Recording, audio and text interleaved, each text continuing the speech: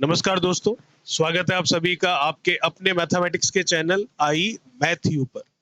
जैसा कि आपको पता है, हम बात कर रहे हैं जो हमारा असिस्टेंट लोको पायलट का सीबीटी 2 का पेपर होने वाला है 19 और 20 मार्च 2025 को, उसके बारे में बात करते हुए अभी हम टारगेट कर रहे हैं क्या जो प्रीवियस ईयर क्वेश्चन पेपर है उसे 2019 में जो पेपर हुआ था उसकी बात कर रहे हैं। 21 जनवरी, 22 जनवरी, 23 जनवरी 3 दिन पेपर हुआ था। तीन शिफ्ट में पेपर हुआ था। टोटल 9 शिफ्ट हुई थी। उसमें से 23 जनवरी की तीनों शिफ्ट हमने कंप्लीट कर ली है। 22 जनवरी की एक शिफ्ट कंप्लीट कर ली है। ये 22 जनवरी की सेकंड शिफ्ट है। फिर आएगी 22 जनवरी की तीसरी शिफ्ट, फिर 21 जनवरी की तीनों शिफ्ट। और उसके बाद में हम बात करेंगे अलग अलग टॉपिक लेकर उनमें से जो टॉप 25 क्वेश्चंस होंगे उनके बारे में। और वो जो क्वेश्चंस होंगे वो सारे के सारे इसी तरह के क्वेश्चंस होंगे जो कि रेलवे में आने लायक होंगे। क्यों? क्योंकि जो रेलवे में आ रखे होंगे उन पर आधारित ही मैं प्रश्न लेकर आपके सामने आऊंगा।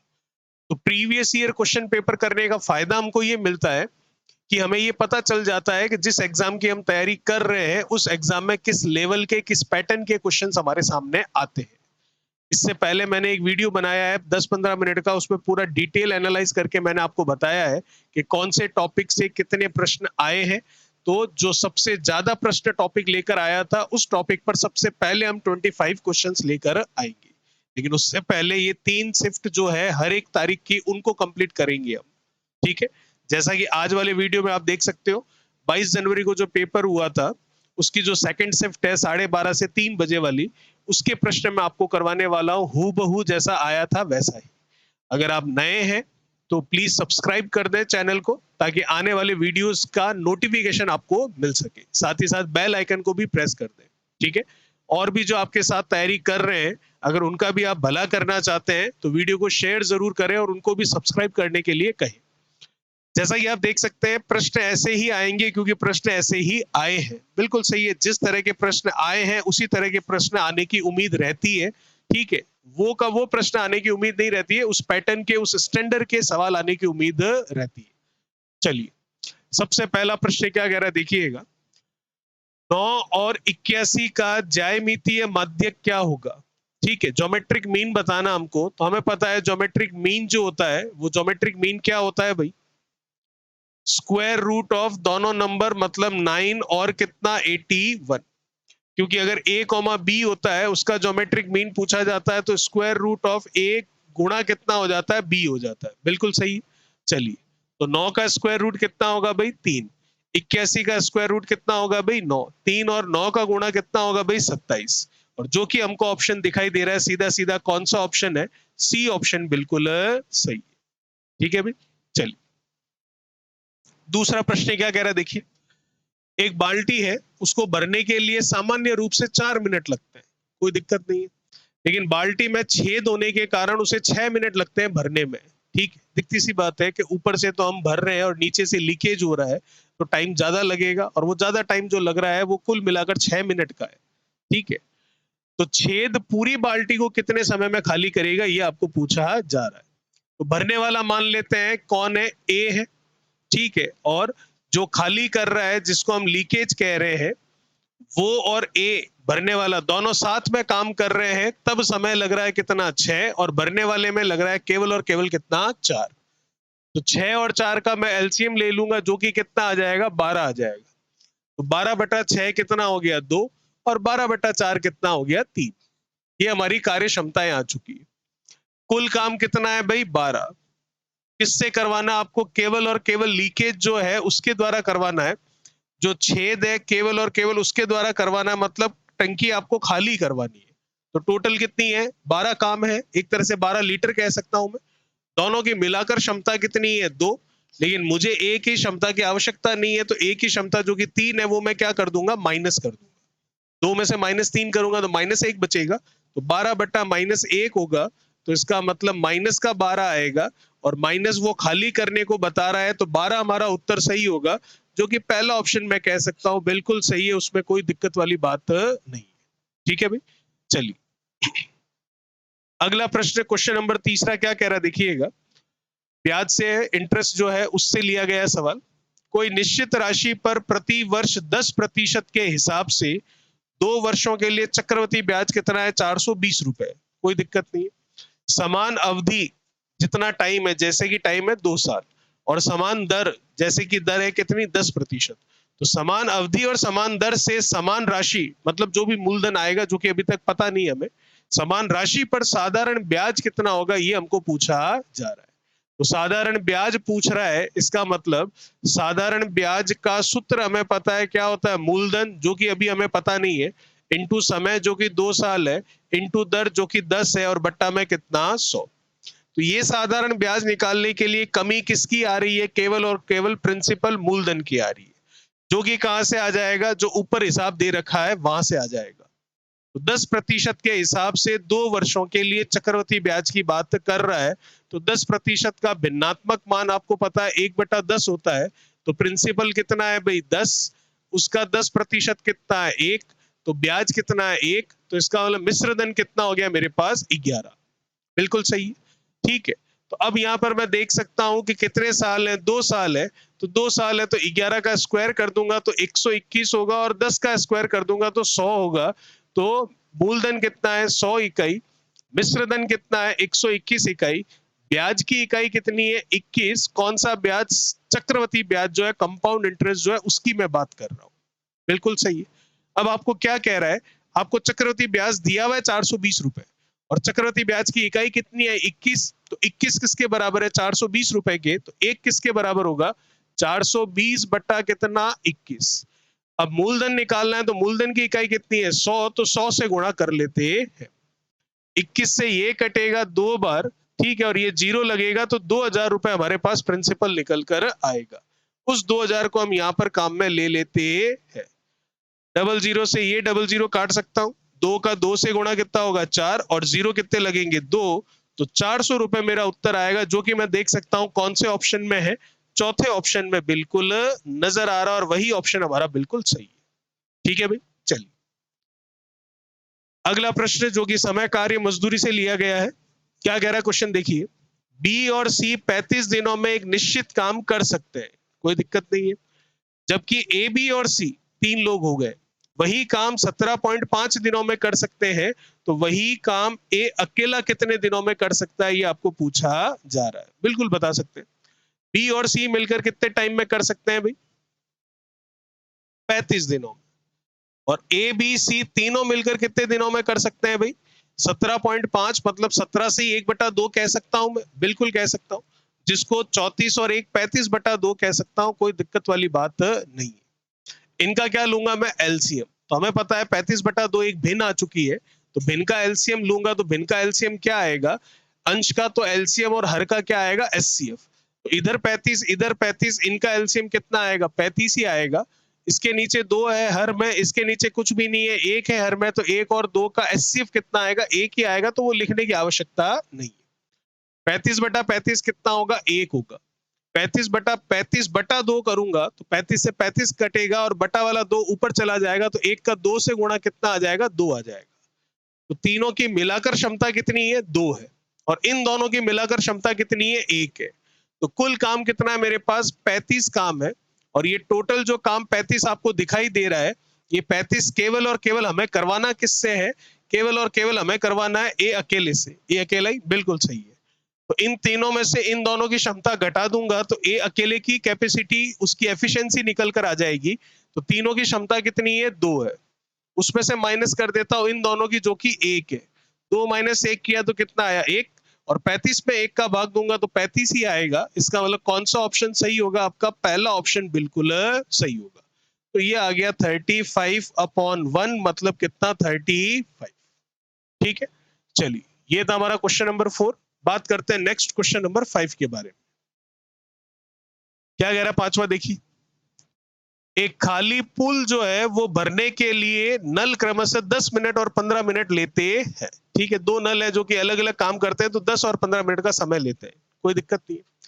पहला नल जो है वो 4 मिनट के लिए खुला था, जिसके बाद वह काम करना बंद हो गया। ठीक है, तो कह रहा है पुल को भरने के लिए दूसरे नल को कितना समय लगेगा, ये पूछा जा रहा है। ठीक है भाई, ये पहला नल ए नाम दे सकता हूं, ये दूसरा नल बी नाम दे सकता हूं। तो कितना समय ले रहे हैं? 10 और कितना? 15। एलसीएम ले सकता हूं, जो कि सीधा सा पता चल रहा है 15 दूना 30, जो कि इन दोनों के लिए एलसीएम सेट है। तो 30/10 करूंगा 3 आएगा, 30/15 करूंगा कितना आएगा 2 आएगा। टोटल काम कितना हमारे पास 30 है। अब वो 30 काम कुछ टुकड़ों में हो रहा है, वो टुकड़े हम देख लेते हैं किस तरह से हो रहा है। आपको कह रहा है पहला नल 4 मिनट के लिए खुला था, इसका मतलब शुरुआत में केवल पहला ही नल खुला था, तो पहला नल मतलब ए खुला था, तो ए को हमने खोल लिया और 4 मिनट कल खोल कर रखा, तो 1 मिनट में कितना करता है 3, तो 4 मिनट में कितना किया 3 इंटू 4 कितना 12, बिल्कुल सही है। फिर क्या हुआ, ए नल खराब हो गया तो वो बंद हो गया, तो इसका मतलब किसको खोला फिर, जो दूसरा नल है जिसको हमने नाम दिया है बी। तो टोटल काम कितना है मेरे पास 30, 30 में से कितना हो गया 12, तो बचा कितना 18। कौन करेगा, जो काम पर है, और काम पर कौन है बी है, तो इसका मतलब 18 काम ये करेगा, तो एफिशिएंसी क्षमता बी की आएगी, जो कि कितनी है 2 है, तो नीचे 2 आएगा। 18/2 मतलब कितना समय लगेगा 9 मिनट का समय लगेगा। और यही पूछा है कि दूसरा वाला नल कब भर देगा, तो 9 मिनट में भर देगा। इसका मतलब कौन सा ऑप्शन सही है आपका, चौथा ऑप्शन बिल्कुल सही है। ठीक है भाई, चलिए अगला प्रश्न देखते हैं। क्वेश्चन नंबर 6 क्या कह रहा है, यदि a माइनस बी बराबर कितना है 5 है और ए बी चॉइस है, तो ए स्क्वायर प्लस बी स्क्वायर आपके सामने क्या होगा। इसको आप अलजेब्रा का जो फॉर्मूला होता है, बीजगणित का जो सूत्र होता है, उससे भी कर सकते हैं, और वैल्यू छोटी है तो आप नंबर मानकर भी इसको कर सकते हैं। तो इसका मतलब ऐसा दो नंबर सोचिए a और b को, जिनका डिफरेंस कितना आ जाए 5 आ जाए, और जिनका मल्टीप्लीकेशन कितना है 24 आए। तो 24 मल्टीप्लीकेशन या तो 24 गुणा 1 का होता है, लेकिन उनका अंतर 5 नहीं आता है, या 12 इंटू 2 का होता है, ठीक है, लेकिन उनका अंतर 5 नहीं आता है, या फिर 6 और 4 का होता है गुणा करने पर 24, लेकिन उनका अंतर 5 का नहीं आता है। तो फिर कौन सा बचता है 8 और 3। 8 इंटू 3 कितना होता है 24, बिल्कुल सही है। और 8 और 3 का अंतर भी कितना आता है 5, वो भी बिल्कुल सही है। तो इसका मतलब ए पता चल गया 8 है और बी पता चल गया 3 है, तो ए स्क्वायर प्लस बी स्क्वायर पूछा है तो निकाल सकते हैं। ए स्क्वायर मतलब 8 का स्क्वायर करूंगा, तो 8 का स्क्वायर करूंगा कितना होगा 64, प्लस बी स्क्वायर मतलब 3 का स्क्वायर करूंगा तो 9, 64 में 9 जोड़ लूंगा तो कितना आ जाएगा 73। और 73 में देख सकता हूं कौन सा ऑप्शन है आपका, सेकंड ऑप्शन बिल्कुल सही है। एक तरीका तो ये हो गया, लेकिन नंबर अभी छोटे हैं इसलिए हमने मान लिए, अगर नंबर बड़े होते तो मानने में दिक्कत होती। तो बीज गणितीय सूत्र से कैसे हो सकता है वो भी आपके सामने चर्चा कर लेते हैं, दूसरा मेथड जो है इसका वो। तो जैसा कि आपको पता है कि फॉर्मूला होता है a माइनस बी के होल स्क्वायर का।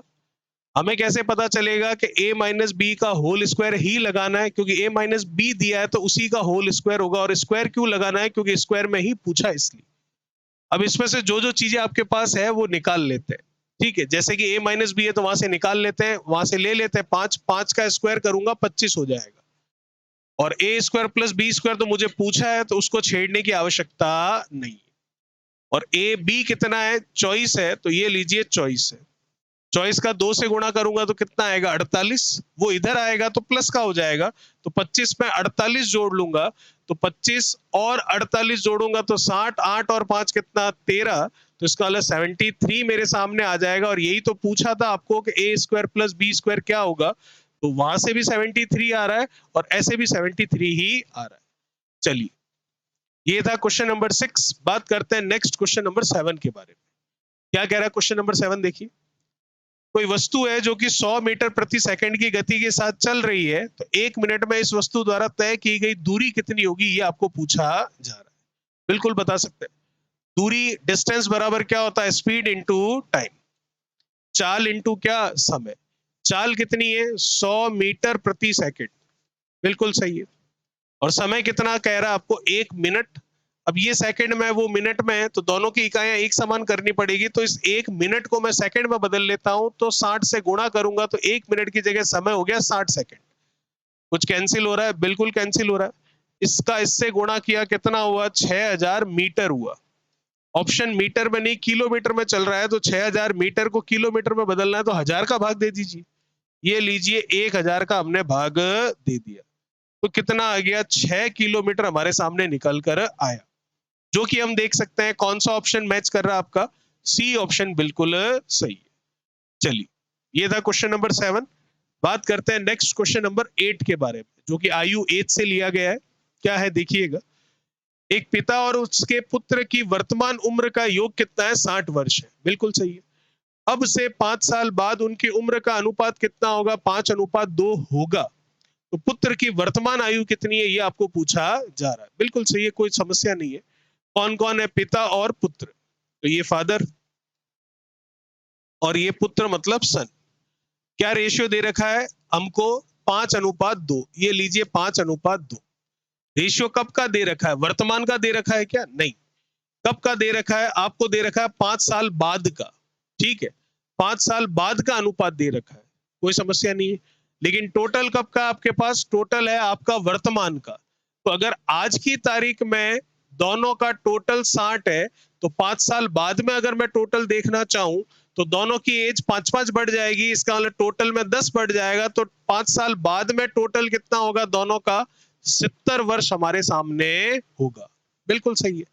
तो दोनों के लिए अनुपातों का योग कितना है? 5:2। तो 5 और 2 कितना? 7।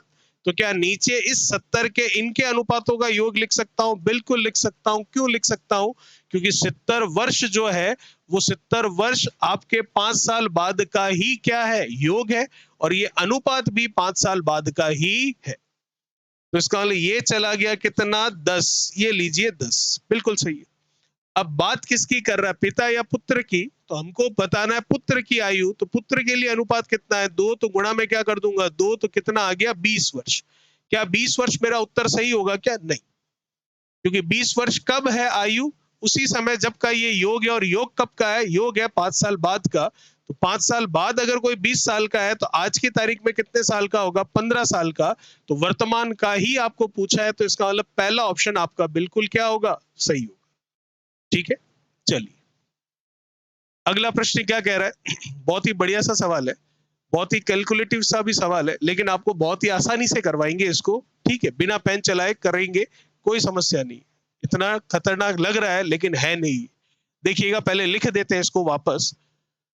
138.21 प्लस 146.24 प्लस 213.82 माइनस 1523.28 बराबर x माइनस 1267 पॉइंट कितना? 27। बिल्कुल सही है। इस x की वैल्यू आपको बतानी है क्या होगी।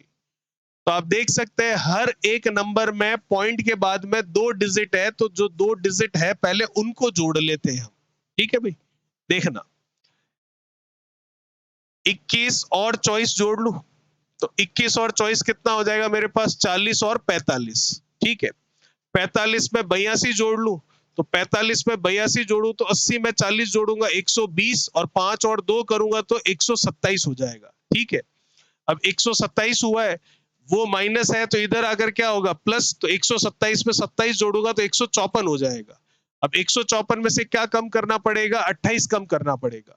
तो 154 में से 28 कम करना है तो 154 में से पहले 20 कम कर लेते हैं तो कितना हो जाएगा? 130। अब उसमें से 4 और कम कर लेते हैं तो 126। तो कितना हुआ? 126। लेकिन पॉइंटों में चल रहा है और पॉइंट के बाद 2 ही अंक आएगा, तो 126 का केवल क्या काम में लूंगा? 0.26। और 1 कहां जाएगा? कैरी फॉरवर्ड हो जाएगा, हासिल चला जाएगा। तो इसका मतलब उत्तर तो वही होगा जिसके लास्ट में 0.26 आ रहा है। तो इसका मतलब ये दोनों तो मेरे आंसर कभी भी नहीं हो सकते। अब या तो फर्स्ट है या फिर कौन सा है? सेकंड वाला। वो डिसाइड कर लेते हैं और वो भी बिना पेन चलाए कर लेते हैं। पॉइंट के पहले वाले जो अंक है उनको जोड़ते हैं हम, जिससे कि ये पता चल जाएगा कि पॉइंट के पहले 9 आ रहा है या 2। ठीक है, तो पॉइंट के पहले कौन है? 8। 8 और 6 कर लूंगा तो कितना हो गया भाई? 8 और 6 14। 14 और ये 3 कर लूंगा तो 17।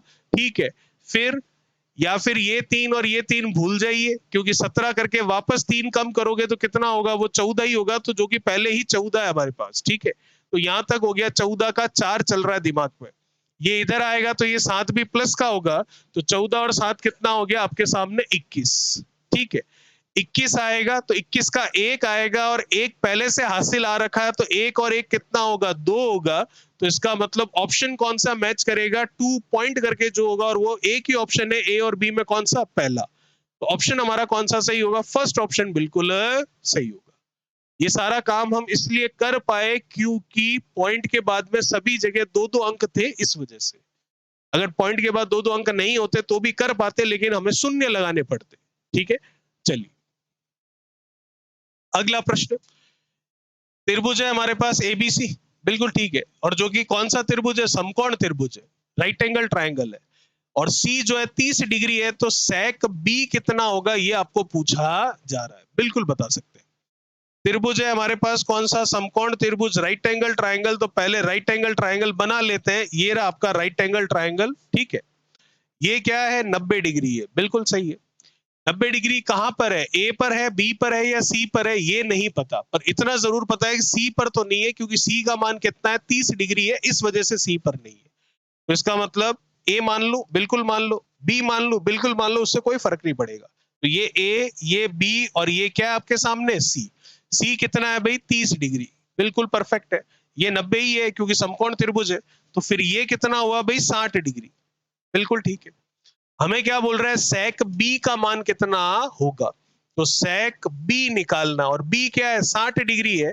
तो ये लीजिए 60 डिग्री, सेक 60 डिग्री का मान निकालना है, बिल्कुल निकाल सकते हैं। और सेक 60 का मान आपको टेबल में से याद होना चाहिए कितना होता है। सेक 60 क्या होता है भाई? कॉस 60 का उल्टा, 1/cos 60 होगा ना, बिल्कुल सही है। और cos 60 क्या होता है? cos 60 हो जाएगा आपके पास 1/60 की बात करूं तो 1 बाई कितना? 2, क्योंकि जितना cos 60 होगा उतना ही sin 30 होगा, और sin 30 कितना होता है? 1/2, तो वो 2 ऊपर चला जाएगा। तो इसका अलावा फाइनली आंसर मेरे पास आ जाएगा कौन सा? सेकेंड ऑप्शन, वही हमारा आंसर बिल्कुल सही होगा। चलिए, बहुत ही अच्छा सवाल था ये। अगला प्रश्न देखिए, जो कि त्रिभुजों से ही लिया गया है। क्या है देखो, दो समरूप त्रिभुजों में जो कि नाम दे रखे हैं पी क्यू आर और त्रिभुज एक्स वाई जेड, ठीक है, उनके परिमाप जो है, समरूप त्रिभुज है, सिमिलर ट्राइंगल्स है, ध्यान रखिएगा। समरूप त्रिभुज होते हैं और सर्वांगसम त्रिभुज होते हैं, दो तरह के हमारे पास गुण होते हैं त्रिभुजों के लिए। तो जो समरूप त्रिभुज होते हैं, ठीक है, उसमें तो केवल और केवल जो आपका शेप होता है वो एक जैसा होता है, लेकिन साइज अलग अलग होती है। और जो सर्वांगसम त्रिभुज होता है उनमें शेप और साइज दोनों ही सेम होती है, ठीक है। चलिए, तो अच्छा, और जो समरूप त्रिभुज होते हैं, जो सिमिलर ट्राइंगल्स होते हैं, उनमें जो भी आपकी करस्पॉन्डिंग साइड्स होती है, संगत भुजाएं होती है, उनका अनुपात आपस में क्या होता है? बराबर, ठीक है। और संगत भुजाओं के वर्गों का अनुपात करने पर उनके क्षेत्रफलों का मान आ जाता है, और उनके संगत भुजाओं के अनुपात का मान ही इन त्रिभुजों के परिमाप के अनुपातों के मान के क्या होता है? बराबर। चलिए देखते हैं। त्रिभुज है पी क्यू आर, ये बना दिया मैंने पी क्यू आर। दूसरा कौन सा है त्रिभुज आपके सामने? एक्स वाई जेड, ये पी, ये क्यू आर। सीक्वेंस सेम रखिएगा, एक्स वाई और क्या? जेड, ठीक है। परिमाप दे रखे हैं 48 और कितना? 24, बिल्कुल सही है। एक्स वाई 12 है, ये 12 दे रखी है भुजा का मान। तो हमें क्या पूछ रहा है? पी क्यू, इसकी वैल्यू क्या होगी ये पूछा जा रहा है। तो हमें पता है समरूप त्रिभुजों के लिए नियम होता है कि संगत भुजाओं का करस्पॉन्डिंग साइड्स का रेशियो जो है वो इक्वल होता है उनके पेरीमीटर के रेशियो के, परिमाप के अनुपात के। तो इसका मतलब पी क्यू के संगत करस्पॉन्डिंग कौन है? एक्स वाई, ठीक है। वैसे ही क्यू आर के संगत कौन है? Y Z. वैसे ही पी आर के संगत कौन है? X Z. लेकिन हम पी क्यू आर और पी आर की बात करेंगे नहीं। क्यों नहीं करेंगे? क्योंकि हमें ना तो ये पूछा है और ना ही दे रखा है।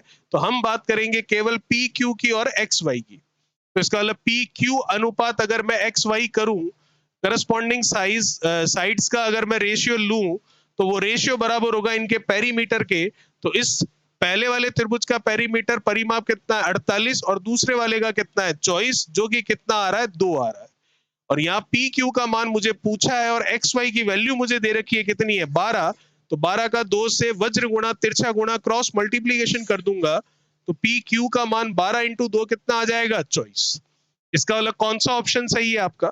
सी ऑप्शन बिल्कुल सही होगा, ठीक है भाई। चलिए, क्वेश्चन नंबर 12 क्या कह रहा है देखिए। एक हवाई जहाज है जो कि 1080 किलोमीटर प्रति घंटे की गति से उड़ता है। चलिए ठीक है।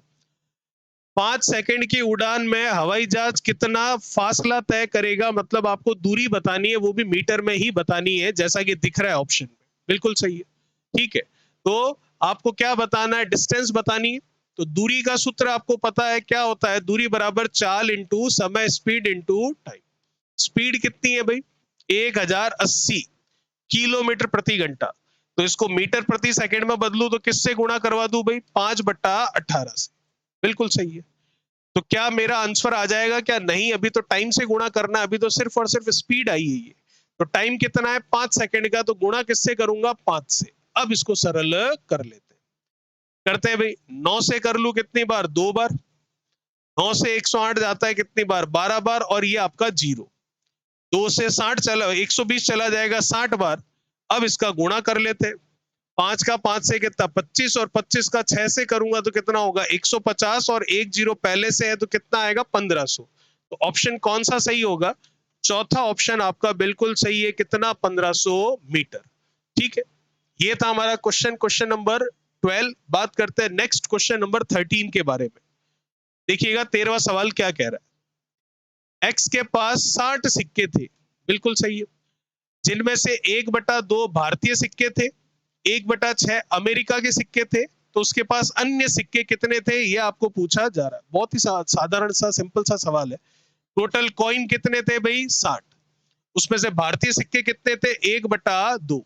तो 60 का 1/2 कर लेता हूं तो कितना आया भाई, 30। बिल्कुल सही। टोटल कॉइन कितने थे, 60। उसका 1/6 अमेरिकी सिक्के थे, तो इसका मतलब 1/6 कर लेता हूं तो अमेरिका वाले सिक्के कितने हुए भाई, 10।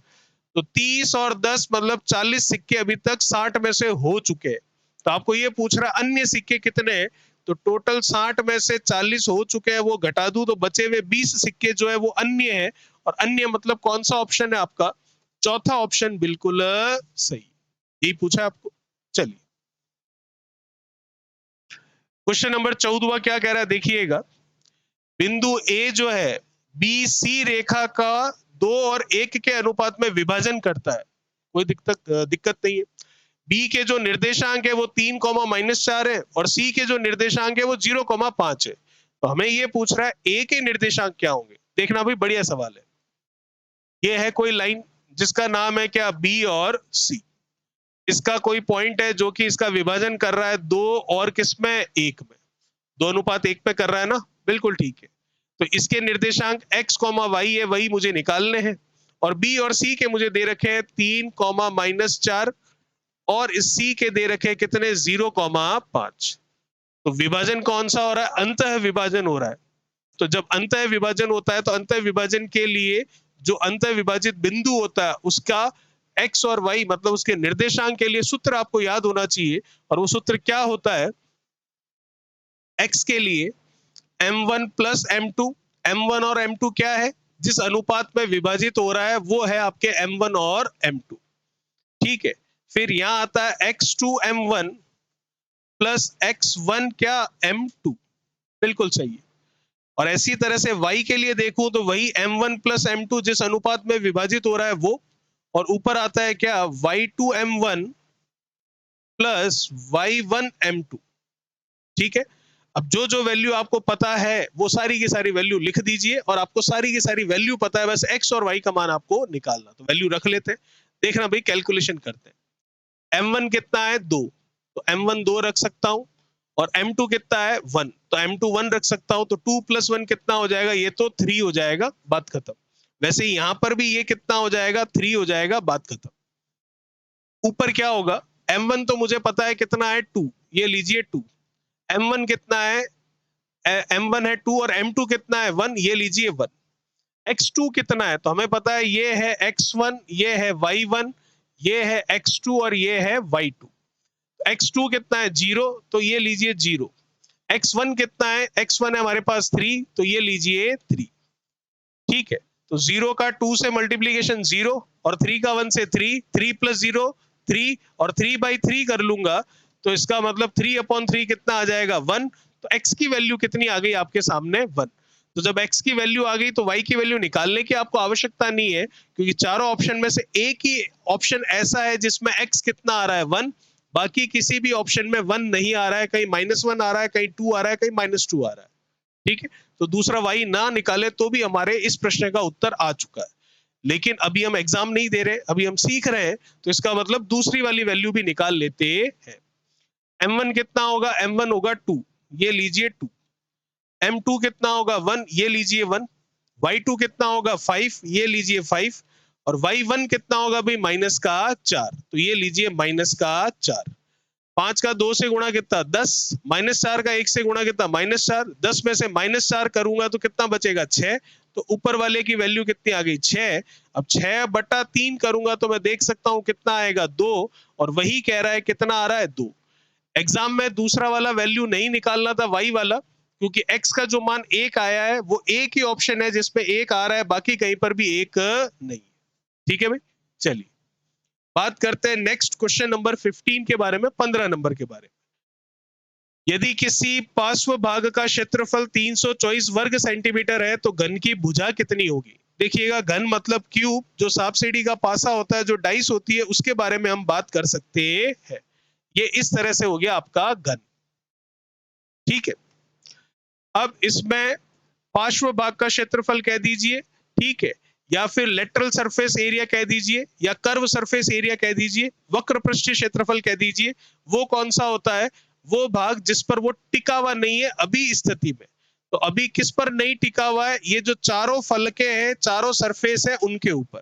ठीक है, तो इसका मतलब 1 2 3 और 4 3D फॉर्म है। ठीक है, तो इन चारों का क्षेत्रफल जो है वो कितना है 324। तो हमें पता है कि इसकी लंबाई, इसकी चौड़ाई, इसकी ऊंचाई सब एक समान होती है। तो किसी भी एक सतह का क्षेत्रफल क्या होता है, भुजा का स्क्वायर होता है, क्योंकि एक तरह का वर्ग बनता है। तो हम 4 सतह ले रहे हैं तो 4a², इसकी कौन सा क्षेत्रफल हो जाएगा, लेटरल सरफेस एरिया, मतलब पार्श्व भाग का क्षेत्रफल, जो कि किसके बराबर है प्रश्न में 324 के। 4 का भाग दे देते हैं, बिल्कुल दे दीजिए। 4 का चला गया कितनी बार, 8 बार, और फिर कितनी बार, 1 बार। स्क्वायर हटेगा तो स्क्वायर रूट हो जाएगा, तो 81 का स्क्वायर रूट करूंगा तो कितना निकल कर आएगा, 9 निकल कर आएगा। भुजा आ गई मेरे पास कितनी, 9, और भुजा ही पूछी थी, तो इसका मतलब सेकंड ऑप्शन आपका बिल्कुल सही है, यही पूछा था आपको। चलिए भाई, अगला प्रश्न क्या कह रहा है, देखिएगा। सबसे कम संख्या कौन सी है जो जब 5,6,8,10, 5,6,8,10 से विभाजित की जाए तो हमेशा 2 क्या बचाती हो, शेष बचाती हो। चलिए इस 2 को हटा देते हैं जो एक्स्ट्रा आ रखा है यहां पर, ये वाला देखिएगा भाई।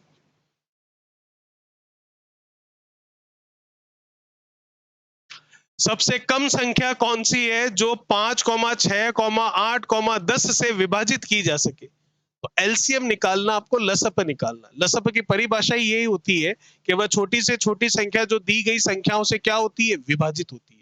लेकिन एक कंडीशन डाल दी है इसने, हमेशा क्या आना चाहिए, शेषफल 2 आना चाहिए। पहले आप लसअप निकाल लो, वो छोटी से छोटी संख्या जो इन दी गई सभी संख्याओं से विभाजित हो, फिर जो इनका एलसीएम आए उसमें 2 जोड़ दो, उससे क्या होगा, हर बार 2 शेषफल बच जाएगा। 5 6 8 10 का हम क्या निकालते हैं, एलसीएम निकालते हैं। 5 6 8 10 का एलसीएम कितना होगा भाई, देखिए 5 तो 10 में आ जाएगा, तो 5 को काट दो, वापस लेने की आवश्यकता नहीं है क्योंकि 10 में आ रहा है 5 गुणा 2 करने पर। 6 की बात करूं तो 6 का अगर मैं 2 लूं तो 2 तो वो 8 में आ रहा है, या यूं कह दूं 10 में आ रहा है, तो लेने की आवश्यकता नहीं है, 3 यहां से काम में आएगा। बिल्कुल सही है। 8 जो कि 2 का क्यूब होता है, 3 बार 2 होता है, तो उसमें से 1 बार 2 तो 10 में पड़ा है, तो 2 बार 2 काम में ले लेते हैं, मतलब 4 काम में ले लेते हैं। ठीक है, ये कितना है 10, इनका गुणा कर लेते हैं, 4 इंटू 3 12 इंटू 10 कितना 120। एलसीएम कितना आएगा 120। तो क्या 120 ऑप्शन में है, नहीं है, तो क्या हमारा उत्तर गलत है, नहीं। क्यों, क्योंकि अभी तक आपने सिर्फ वो छोटी से छोटी संख्या निकाली है जो कि इन सब से पूर्णतया विभाजित होती है, लेकिन हमको वो छोटी से छोटी संख्या नहीं निकालनी है जो पूर्णतया विभाजित होती है। हमें तो शेषफल बचाना है, हर बार कितना 2। तो हर बार 2 कब शेषफल बचेगा, जब इसमें 2 और होगा तब। तो इसमें 2 और जोड़ूंगा तो संख्या निकल कर आएगी कितनी, 122। तो 122 में देख सकता हूं सेकंड ऑप्शन आपका क्या होगा, बिल्कुल सही होगा। चलिए भाई, अगला प्रश्न। एन ऑब्ट्यूज एंगल इज, अधिक कोण क्या होता है, आपको पता है कोण कई तरह के होते हैं। शून्य कोण जिसका मान 0 होता है, न्यून कोण एक्यूट एंगल जिसका मान क्या होता है, 0 से ज्यादा और 90 से कम। फिर राइट एंगल समकोण जिसका मान 90 डिग्री होता है। फिर आपका होता है कौन सा, आपका सरल कोण, ठीक है, सरल कोण मतलब स्ट्रेट एंगल जिसका मान 180 डिग्री होता है, ठीक है। फिर होता है आपका ये ऑब्ट्यूज एंगल, अधिक कोण जिसका मान 90 से कम होता है 180 से, 90 से ज्यादा होता है 180 से कम होता है। फिर आता है आपका रिफ्लेक्स एंगल, वृहत कोण जिसका मान 180 से ज्यादा होता है। फिर आता है संपूर्ण कोण, कंप्लीट एंगल जिसका मान 360 डिग्री होता है, ठीक है। तो अधिक कोण कौन सा होगा? अधिक कोण जिसका मान 90 से क्या हो? अधिक। इसका मतलब कौन सा ऑप्शन सही है? सी ऑप्शन बिल्कुल सही है। और बनाते समय कैसे बनाते हैं इसको? इस तरह से, क्योंकि ये तो 90 होता है और 90 से ज्यादा, कितना ज्यादा? जितना भी ज्यादा है, लेकिन ध्यान रखना 90 से ज्यादा और 180 से क्या कम। 90 से ज्यादा इसका मतलब ये नहीं 270 डिग्री बना दो आप। तो अधिक कोण कौन सा है? वो थीटा जो कि 90 से तो क्या हो? अधिक, और 180 से क्या हो? कम, ठीक है। चलिए अगला प्रश्न, क्वेश्चन नंबर 18वां, प्रतिशत का प्रश्न है, सिंपल सा कर लेते। 500 का मतलब क्या? गुणा, 90% हटेगा तो नीचे क्या लगेगा? 100, ठीक है। का मतलब क्या? गुणा, 18 का प्रतिशत हटेगा तो नीचे क्या लगेगा आपके? 100, ठीक है। कुछ कैंसिल हो रहा है, डबल जीरो से डबल जीरो, एक जीरो से एक जीरो, कोई दिक्कत नहीं है। 5 से 10 कितनी बार? 2 बार। 2 से 18 कितनी बार? 9 बार। और 9 का 9 से गुणा कितना? 81, 81 फर्स्ट ऑप्शन हमारा क्या होगा? बिल्कुल सही होगा, ठीक है भाई। चलिए बात करते हैं अगले प्रश्न के बारे में, क्वेश्चन नंबर 19। किसी सामान्य द्वादश फलक में 12 समरूप कौन सी फलकें होती है? पंचभुज वाली फलकें होती है, ठीक है। इसका मतलब पहला ऑप्शन आपका बिल्कुल सही होगा। और पंचभुज मतलब पंचभुजीय समान फलकें, समरूप वाली, जिसकी पांचों भुजाएं बराबर हो और पांचों कोण भी आपस में क्या हो? बराबर। चलिए अगला प्रश्न देखिए, आयत का क्षेत्रफल कितना होगा जिसका विकर्ण पता है और चौड़ाई पता है? तो आयत का क्षेत्रफल हमें पता है क्या होता है? लंबाई इंटू चौड़ाई, बिल्कुल ठीक है। विकर्ण कितना है? 17, और चौड़ाई कितनी है? 8। तो पहले लंबाई निकालता हूं। तो हमें पता है विकर्ण का सूत्र क्या होता है आयत के लिए? डायगोनल का फॉर्मूला क्या होता है? Root L square plus B square. L पता नहीं है, बी पता है 8, 8 का स्क्वायर कितना? 64, बराबर में विकर्ण कितना आपके सामने? 17। इधर से स्क्वायर रूट हटेगा तो उधर स्क्वायर हो जाएगा, तो 17 का स्क्वायर कितना होगा? 289। और ये एल स्क्वायर है, ये 64 उधर जाएगा तो किसका हो जाएगा? माइनस का। एल का स्क्वायर हटेगा तो ये क्या हो जाएगा? आपका स्क्वायर रूट हो जाएगा। माइनस कर लो, 9 में से 4, 8 में से 6, और ये 2, और उसका स्क्वायर रूट करूंगा तो एल का मान निकल कर आ रहा है कितना? 15। अब क्या है? अब तो एल आ गया और बी दे रखा है, क्षेत्रफल एल इंटू बी होता है, आ गया हमारा आंसर। एल इंटू बी करना है, क्षेत्रफल ही पूछा है, बिल्कुल क्षेत्रफल एरिया ही आपको पूछा है। एल कितना? 15, बी कितना? 8। तो 15 का 8 से गुणा कर लेंगे, कितना आएगा भाई? 120। कौन सा ऑप्शन मैच कर रहा है आपका? सेकंड ऑप्शन बिल्कुल सही है, ठीक है भाई। चलिए क्वेश्चन नंबर 21वां क्या कह रहा है देखिए, जब 3 की घात 21,684 को 5 से विभाजित किया जाएगा तो शेषफल कितना आएगा, ये पूछा जा रहा है। तो 3 की घात 21,684 निकालना तो संभव नहीं है हमारे लिए, वो निकालू फिर 5 का भाग दूं फिर शेषफल ढूंढू, ये करना तो संभव नहीं और करना भी नहीं है हमें, ठीक है। तो फिर तो हमें इकाई अंक पर काम करना है, यूनिट डिजिट पर काम करना है। तो यूनिट डिजिट जैसे कि आपको पता है 5, 5 से कौन विभाजित होता है? जिसके लास्ट में 0 आता है या फिर क्या आता है? 5, ठीक है। तो यूनिट डिजिट इकाई अंक पर काम करूं तो पहले तो 3 की घात जो 21,684 है, इसके इकाई अंक की बात करता हूं मैं। तो मैं देख सकता हूं किस तरीके से हम काम करते हैं। 3 है तो घात में किसका भाग देते हैं हम? 4 का। 4 की साइक्लिसिटी चलती है अगर आपको पता हो तो, 0 1 5 6 होने पर तो वापस 0 1 5 6 ही आता है, और 4 और 9 होने पर सम विषम चेक करते हैं। लेकिन 2 3 7 8 होने पर घात में 4 का भाग देते हैं, क्योंकि 4 की साइक्लिसिटी चलती है हर 4 टाइम्स, फोर्थ टाइम्स जो है वही डिजिट फिर से रिपीट होती है, ठीक है। तो इस 21,684 जो घात है उसमें 4 का भाग देना है, पर नंबर बड़ा है तो पूरे में भी 4 का भाग नहीं देना है, 4 की भाजकता का नियम लगाना है। डिविजिबिलिटी रूल ऑफ 4 हमें काम में लेना है, और डिविजिबिलिटी रूल ऑफ 4 हमें क्या बोलता है कि किसी भी संख्या में 4 का भाग जाता है या नहीं जाता है, ये आप चेक कर सकते हो लास्ट वाले जो 2 नंबर है उनमें 4 का भाग देकर। तो 84 में अगर मैं 4 का भाग दूंगा तो पूरा पूरा जाएगा, इसका मतलब शेषफल कितना बचेगा? 0 बचेगा। तो शेषफल 0 बचेगा, रिमाइंडर 0 रहेगा, इसका मतलब पावर कितनी लगाऊंगा? 3 की 4। बाकी शेषफल जितना रहता उतनी ही मैं पावर लगा लेता। तो 3 की पावर कितनी लगा दूं भाई 4, और जो कि कितना होता है 81। तो 81 में किसका डिवीजन कर दूंगा 5 का। जितना यहां पर बचेगा उतना ही, जितना यहां पर बचेगा उतना ही इस पूरे में शेषफल बचेगा। 81 है, 81 में 5 का भाग दूंगा तो मैं देख सकता हूं पूरा पूरा जाएगा, सिर्फ शेषफल कितना बचेगा 1, क्योंकि 80 तो चला जाएगा। तो फिर शेषफल कितना आएगा 1, और वही पूछा है कितना आएगा, तो कितना आएगा भाई, सी ऑप्शन बिल्कुल आपका सही है। ठीक है, चलिए ये था हमारा question number 21।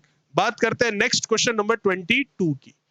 The duplicate ratio of 4:5 is, 4 और 5 का प्रतिलिपि अनुपात क्या होगा। तो डुप्लीकेट रेशियो क्या होता है, पावर 2 करना।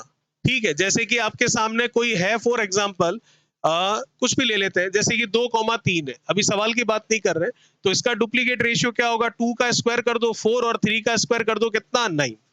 यही अगर ट्रिप्लीकेट रेशियो पूछे तो पावर 3 कर देते हैं।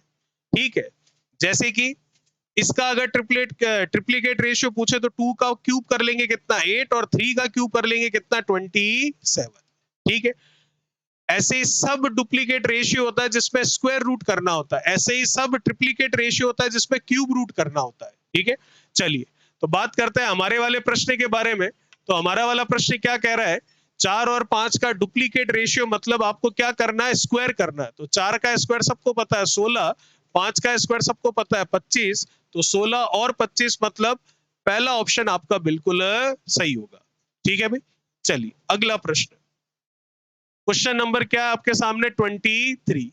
तो 23वां सवाल क्या कह रहा है, 23वां सवाल आपको कह रहा है कि इसकी वैल्यू क्या होगी, आपको सरल करके बताना है। बिल्कुल बता सकते हैं, स्क्वायर रूट ऑफ 735, बिल्कुल ठीक है, और नीचे भी स्क्वायर रूट ही है डिवीजन में, तो एक ही होल स्क्वायर रूट लगा लेते हैं। तो नीचे लिख लेते हैं 375। कैंसिल हो रहा है, बिल्कुल कैंसिल हो रहा है, किससे हो रहा है देख लेते हैं भाई। ये हो जाएगा आपके, अगर हम इसको देखें पहले 5 से कर लेते हैं। ठीक है, 5 से तो होगा ही होगा, नो डाउट। 7 और 3 कितना हो गया, ये 10 और 5 कितना 15, और ये 15, तो 3 से भी हो रहा है और 5 से भी हो रहा है, तो 15 से हो रहा है, तो सीधा 15 से ही इसको कर लेते हैं। 5 से क्यों हो रहा है, क्योंकि लास्ट में 5 है। 3 से क्यों हो रहा है, क्योंकि इसकी डिजिट्स का सम जो है वो 3 से डिविजिबल है, तो इसका मतलब पूरा का पूरा नंबर 3 से डिविजिबल है। तो जो 3 और 5 दोनों से डिविजिबल है वो किससे डिविजिबल होगा, 15 से, तो डायरेक्ट 15 से ही डिवाइड कर लेते हैं। चलिए 15 से कर लू तो 15 से जाएगा 2 बार में कितना 30, फिर कितना बचेगा 7, तो फिर कितनी बार में जाएगा 5 बार में 75। ऊपर 15 से कर लू तो 73 है, तो 15 से चला जाएगा, कितनी बार कर लू भाई 4 बार कर लू। ठीक है, 15 से कर लेते हैं 4 बार, तो कितना हो गया ये 60, फिर कितना बचेगा 13, तो 135 होगा, तो 15 से 9 बार में चला जाएगा 135, तो 49 हो जाएगा। तो square root of 49 7, square root of 25 5, तो 7/5 जो है वो मेरा आंसर होगा, जो कि मैं कह सकता हूं कौन सा ऑप्शन है आपका, सी ऑप्शन बिल्कुल सही है। चलिए भाई 23 के बाद में देखते हैं क्वेश्चन नंबर हमारा 24। क्या कह रहा है क्वेश्चन नंबर 24, देखिए 6 अंकों की एक संख्या है हमारे पास, जो कि क्या है 738A6A। ये डिविजिबल है किससे, 11 से। चेक नहीं करना है, वो कह रहा है कि 11 से डिवाइड हो रही है। फिर कह रहा है 3 अंकों की एक संख्या है, कौन सी 6 8x। ये 6 8 और x ये डिविजिबल है किससे, 9 से। तो हमें बोल रहा है a प्लस एक्स कितना होगा वो बताना। बिल्कुल बता सकते हैं, कोई दिक्कत नहीं है। पहले तो x की वैल्यू निकाल लेता हूं, क्योंकि वो आराम से निकल जाएगी। तो उसमें 9 की भाजकता का नियम लगाएंगे, 9 का डिविजिबिलिटी रूल लगाएंगे, और 9 की भाजकता का नियम आपको क्या बोलता है कि अंकों का योग किससे जाना चाहिए, 9 से। तो अगर ये 9 से विभाजित हो रही है प्रश्न के अनुसार, तो इसके जो अंकों का योग है वो किससे विभाजित होगा भाई, 9 से। तो 8 और 6 कितना हो गया भाई 14। 14 में क्या जोड़ूं कि 14 के बाद जो नंबर आएगा वो 9 से विभाजित हो जाएगा। तो 15 तो होगा नहीं, 16 होगा नहीं, 17 होगा नहीं, 18 जरूर 9 से विभाजित हो जाता है। x का मान कितना होगा आपके 4। तो a प्लस एक्स पूछा है आपको, तो a प्लस एक्स में से x तो 4 निकल कर आ चुका है, a का मान अब हम निकाल लेते हैं। इधर आते हैं, 11 की भाजकता का नियम लगाते हैं, और 11 की भाजकता का नियम क्या बोलता है, एक छोड़कर एक अंक लेते रहिए और उनको जोड़ते रहिए। तो 7 और 8 कितना हो गया 15, 15 और 6 कितना हो गया 21, ये लीजिए 21। अब जो बचे हुए हैं उनको ले लीजिए, बचे हुए क्या है 3a और a, तो 3a और a मतलब कितना हो गया 3 + 2a, तो ये 3 प्लस कितना 2a, बिल्कुल सही है। अब ये जो आपके सामने आए हैं इन दोनों का अंतर कीजिए, तो इन दोनों का अंतर करें तो 3 प्लस कितना है ये 3 + 2a था, तो ये लीजिए 3 प्लस कितना 2a, एक तो आया ये और एक आया ये, इनका क्या करना है आपको अंतर करना है, डिफरेंस करना है, तो कर लेते हैं भाई। 21 में से 3 कम करूंगा तो 21 में से 3 कम करूंगा तो कितना हो जाएगा 18 हो जाएगा, और इसमें से ये -2a करूंगा तो +2a की जगह -2a आ जाएगा। अब नीचे 11 का भाग जा रहा है प्रश्न के अनुसार, तो उसी समय जा सकता है कि जब ये जो डिफरेंस है या तो 0 आ जाए या फिर ये डिफरेंस ऐसा कोई आ जाए जो कि 11 की टेबल में आता हो। तो 0 तो नहीं आएगा 11 की, अच्छा 11 की टेबल वाला तो नहीं आ पाएगा क्योंकि 18 है ना इसलिए, तो फिर ये वैल्यू जरूर आ सकती है कि 0 आ जाए ऊपर, तो इसका मतलब a को मैं क्या लूं, a को मैं 9 ले लेता हूं क्योंकि 9 × 2 18, तो 18 - 18 करूंगा तो कितना आ जाएगा 0 आ जाएगा, तो इसका मतलब a का मान कितना लिया मैंने 9, 9 और 4 कितना हो गया 13, और आपको यही पूछा था कि a + x कितना होगा, तो 13 मेरा आंसर सही है, जो कि ऑप्शन कौन सा है आपका पहला सही है। चलिए अगला प्रश्न, क्वेश्चन नंबर 25, क्या कह रहा है 25वां देखिए, एक वस्तु जिसकी चिन्हित कीमत एमआरपी कितनी है 100 रुपए, 10% की छूट पर खरीदी गई और 25% का लाभ पाने के लिए वस्तु को किस कीमत पर बेचा जाना चाहिए था। तो एमआरपी कितनी है भाई 100, कितने का डिस्काउंट मिला है 10% का, तो 100 का 10% मतलब 1/10 निकालू कितना होगा 10, तो इसका मतलब कितने में 90 रुपए में वो वस्तु खरीदी गई है।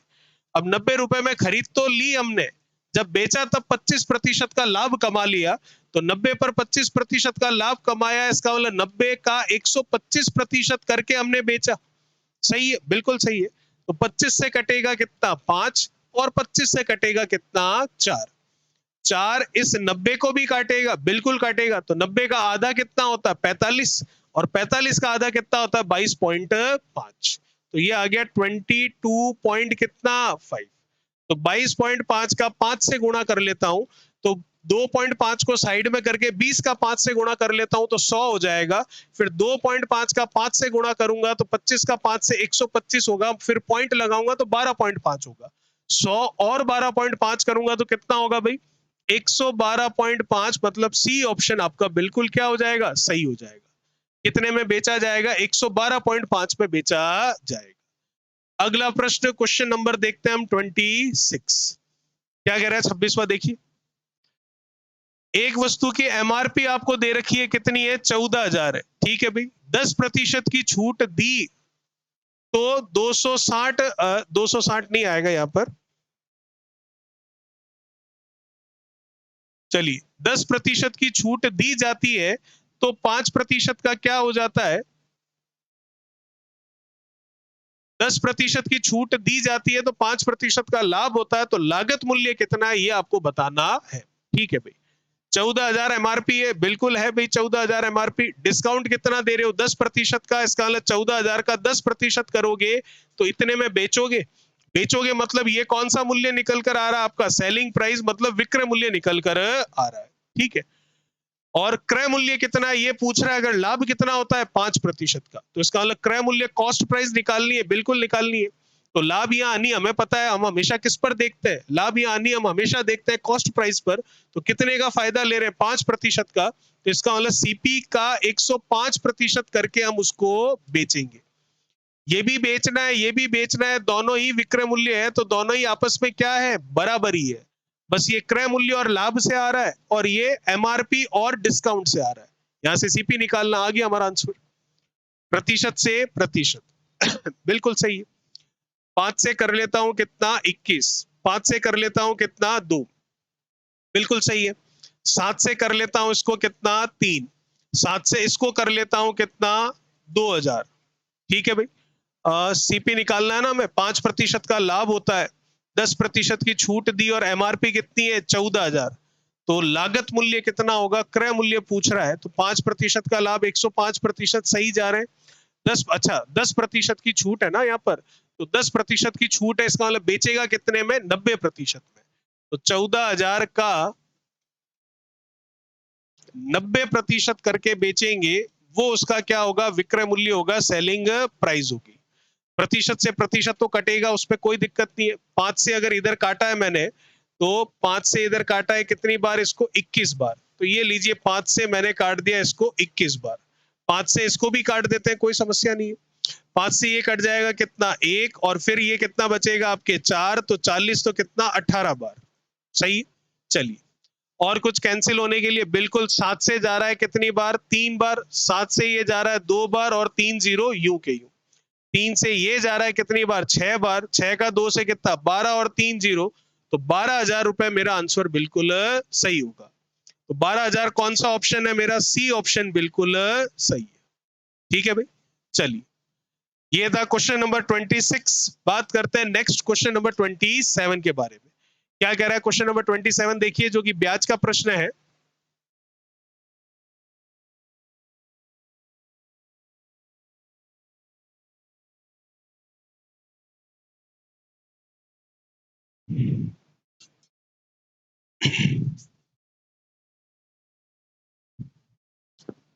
देखिए, चक्रवृद्धि ब्याज पर निवेशित राशि 2500 रुपए, मूलधन पता है हमको, ठीक है। एक साल में 4% ब्याज की दर पर कितनी होगी यदि ब्याज अर्धवार्षिक रूप से क्या होता है, संयोजित होता है। तो आपको मिश्र धन बताना है, दिखती सी बात है, अभी बता देते हैं। दर कितनी है, 4%, लेकिन शर्त क्या है, अर्धवार्षिक। तो दर क्या हो जाएगी, आधी, मतलब कितनी, 2%। 2% का मतलब 2/100, मतलब कितना, 1/50। कितना साल है, 1 साल, लेकिन शर्त अर्धवार्षिक है, तो ब्याज कितनी बार लोगे, 2 बार लोगे। तो इसका मतलब 1/50 है, तो मूलधन कितना है, 50 इकाई, ब्याज कितना है, 1 इकाई, तो मिश्रधन कितना है, 51 इकाई, पहले 6 महीनों का। तो अगले 6 महीनों का क्या होगा, तो इसका वर्ग कर देंगे। तो 50 का वर्ग करूंगा तो कितना होगा, 2500। 51 का वर्ग कितना होगा भाई, 25, 0, 1, 5 का 1, 5, और ये कितना, 10, तो ये हो जाएगा 2601। बिल्कुल सही है। ये मेरे पास क्या है, मिश्रधन। ये मेरे पास क्या है, मूलधन। ये स्थिति कब की है, 2 साल बाद की है। मुझे क्या दिया हुआ है, मूलधन दिया हुआ है। कितना दिया हुआ है, 2500 रुपए। मूलधन की राशि कितनी है, 2500, और मूलधन की इकाई भी कितनी है, 2500। तो 2500 इकाई 2500 रुपए के बराबर है, तो एक इकाई 1 रुपए के बराबर है। मिश्रधन पूछ रहा है, तो मिश्रधन की इकाई कितनी है, 2601। तो 2601 इकाई कितने रुपए के बराबर होगा, 2601 रुपए के बराबर होगा। तो इसका ऑप्शन कौन सा होगा, पहला ऑप्शन आपका बिल्कुल सही होगा। चलिए, बात करते हैं नेक्स्ट क्वेश्चन नंबर 28 की। तो 28 इसमें नहीं है, 27 सवाल ही आए थे। वो 27 के 27 मैंने आपके सामने डिस्कस कर लिए। ये था हमारा 22 जनवरी 2019 शिफ्ट 2 का पेपर। आई होप आपको बहुत अच्छा लगा होगा वीडियो, और आपके जो पेपर है 19-20 मार्च को, उसके लिए बहुत ही उपयोगी रहेगा ये वीडियो। क्यों, क्योंकि प्रीवियस ईयर क्वेश्चन पेपर है, इस वजह से। तो अगर आप नए हैं तो प्लीज जरूर सब्सक्राइब करें चैनल को। और अगर आपको ये वीडियो अच्छा लगा और आपके उपयोगी और आपको चीजें समझ में आई हो, तो लाइक करें। और अगर और भी दूसरे स्टूडेंट्स का भला करना चाहते हैं तो शेयर करें। और अगर इस क्लास की पीडीएफ चाहते हैं, और जितनी भी क्लासेस है यूट्यूब चैनल पर, उन सभी की पीडीएफ चाहते हैं, तो टेलीग्राम पर जाकर आई मैथ यू के नाम से जो ग्रुप बना हुआ है, उस ग्रुप को ज्वाइन करें। बहुत बहुत धन्यवाद आप सभी का। नेक्स्ट वीडियो में मिलेंगे, और नेक्स्ट वाले वीडियो में हम बात करेंगे 22 जनवरी 2019 शिफ्ट 3 के बारे में। Thank you so much.